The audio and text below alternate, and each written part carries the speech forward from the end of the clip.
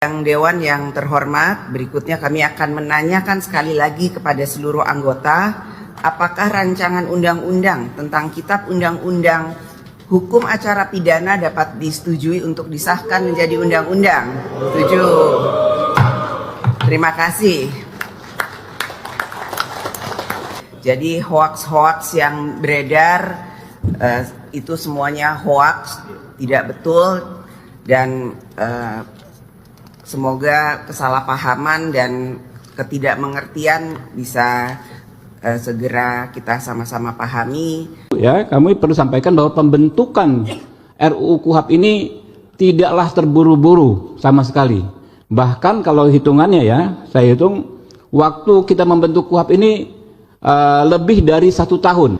Setiap perdebatan memang harus ada akhirnya.